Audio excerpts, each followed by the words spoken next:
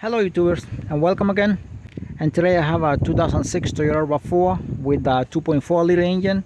2006-2012 is the same, automatic transmission. I'll be replacing the starter in this case because the starter is giving problems to the owner of the vehicle.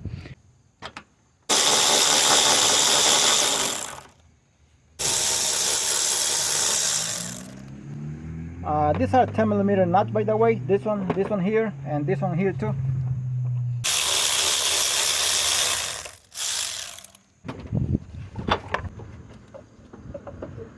And something I forgot to mention since the beginning, always check the battery terminals here if they are dirty or loose or anything. I already checked that and they are cleaned, and also they are tight. I'm gonna remove these clips here.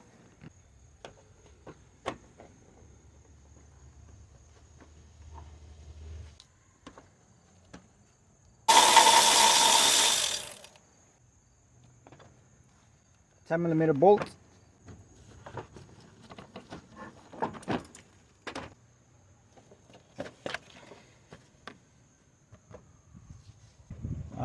Two 12mm bolt, and one there and another one there, so 4 in total.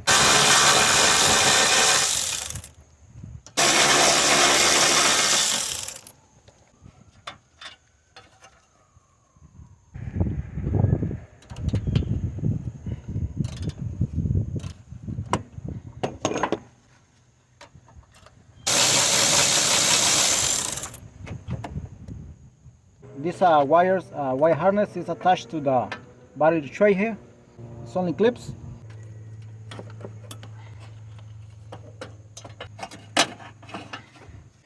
This is a 12mm nut here for the starter solenoid.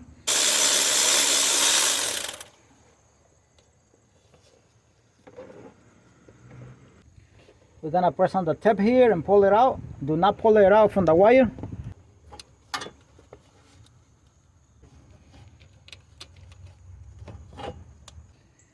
Now if you take this bracket out, that's the best way to take this starter out. You don't have to take it out. You still can take it out with no problems. But the job becomes easier if you take this out. It has a 12mm bolt here and one here.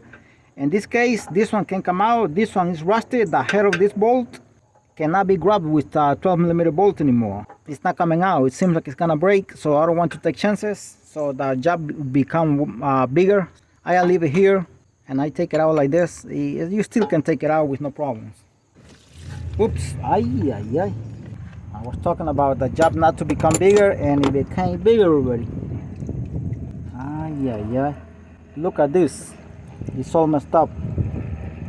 I didn't even do anything. I just kind of touched it with my finger, but very soft, and it broke. Now the antifreeze is going on the floor because I was not expecting that. These are the hoses for the heater cord.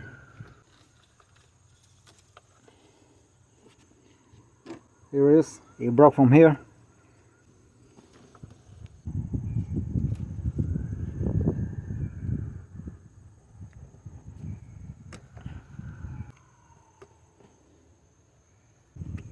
It's all messed up. It's all toasted. It came out already. Alright, and here is the T here from the dealer, from Toyota dealer. This is the part number here. These and these are the same size, but not this one here, smaller.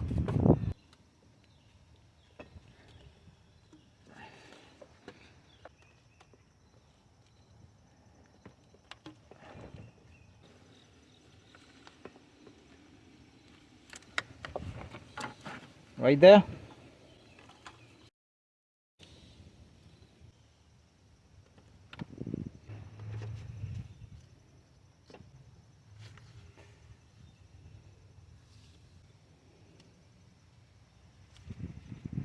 And done with this thing here.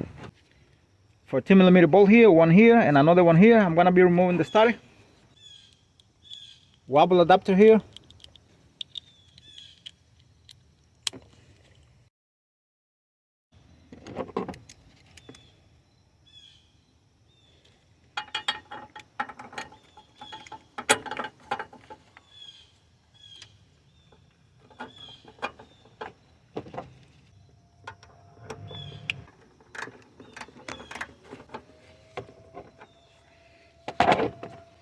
I lose it already.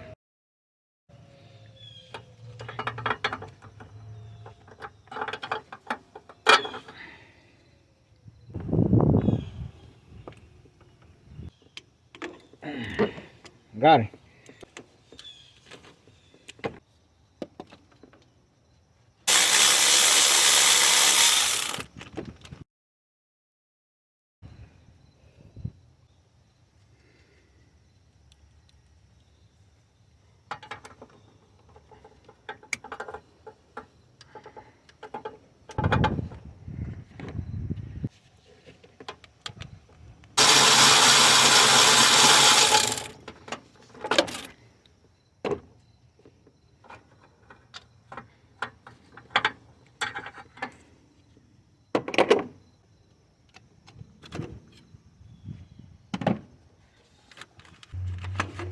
There is a wire harness on the way there. I will have to unclip it.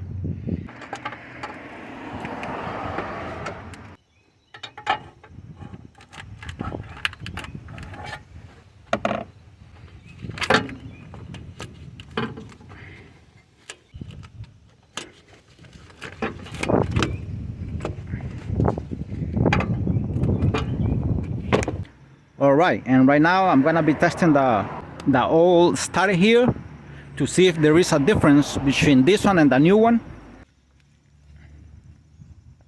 I'm setting on the S terminal here. It has a small alligator. This is, see the positive here. These are regular jumper cables.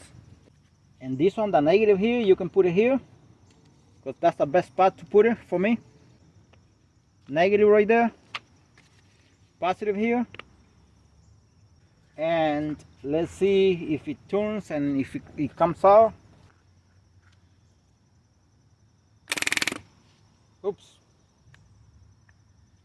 Like a moment ago, I did it and it came out and it turned, but very weak. But now it's not doing it anymore.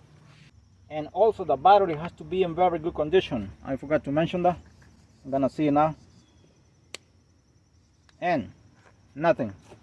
Now this was given intermittent problems, like it would start here, it wouldn't start the engine a little bit later, and so on. So now it seems like it's dead. Now it's very well connected and the battery is in a full charge.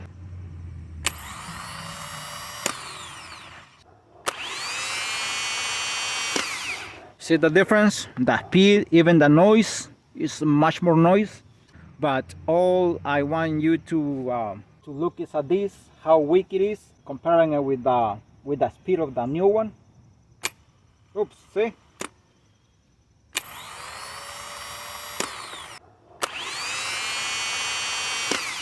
See, and now you see the difference why it was having intermittent problems.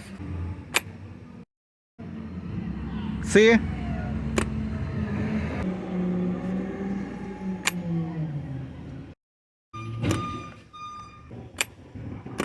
All right. Sometimes it comes out and it turns with a certain speed, and then once you test the new one, you don't see the difference. You have to learn how to tell the difference here. One thing is when this one is in the engine, it requires a lot of force, a lot of power to turn over the engine.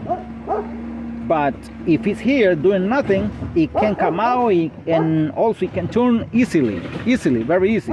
So you have to learn how to tell the speed here. But this one is very weak, I can tell, and I already showed that it's also defective. And as I said, that's why it was given intermittent problems. Sometimes it would start the vehicle, sometimes it didn't.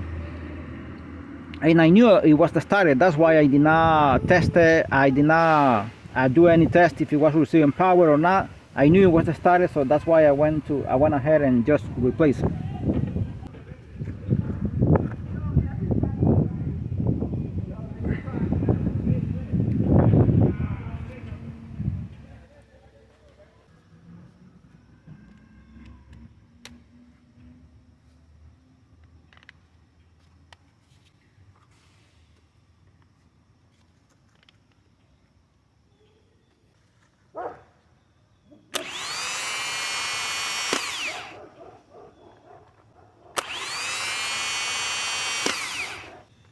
The speed is completely much stronger. Besides the other one that didn't even come out in the last few times. So that's how you can tell when a starter is still turning and coming out once you do the test, the bench test. But look at the speed. Always look at the speed.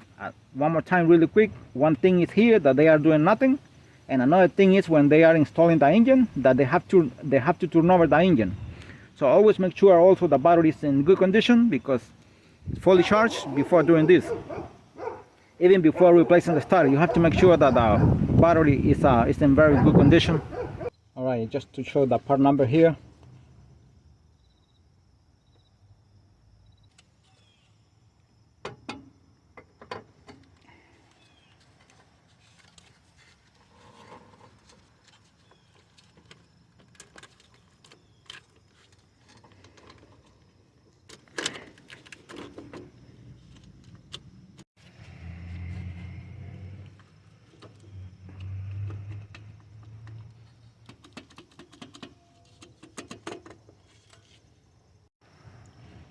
The 14mm bolt here.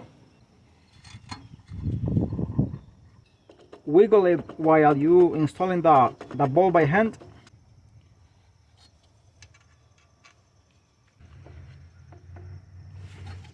All the way by hand.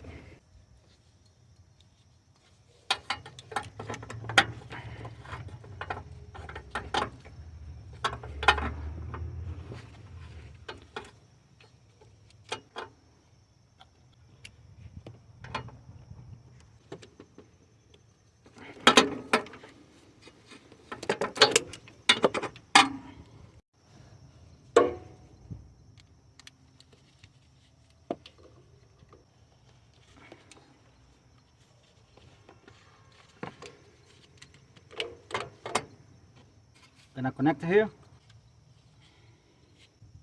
The lock washer here.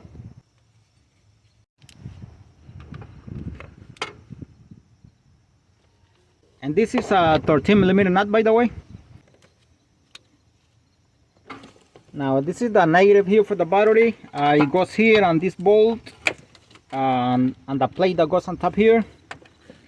Now that bolt is broken, so I will have to put it on the other one right there. I'm gonna give it a clean a little bit right there.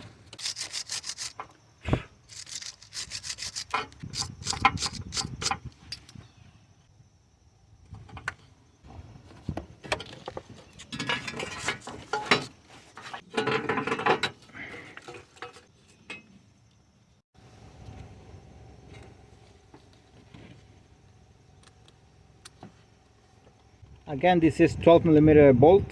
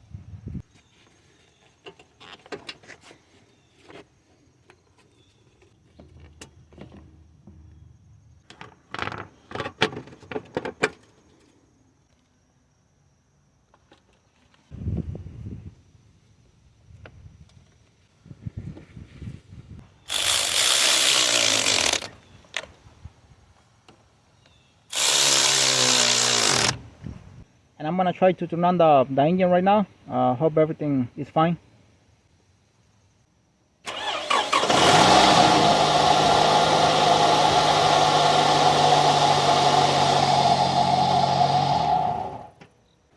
As you already saw, I already turned on the engine, and it's turning on with no problem. All I have to do at this point is put an antifreeze, get the air bubbles out of the system, the cooling system, out of the radiator, the engine and hoses. Don't just pour antifreeze there and leave it like that and turn it on. That is not good. You have to get the air out of the cooling system. That is not the purpose for this video. It was only about the starter. Thanks for watching the video, and God bless you all.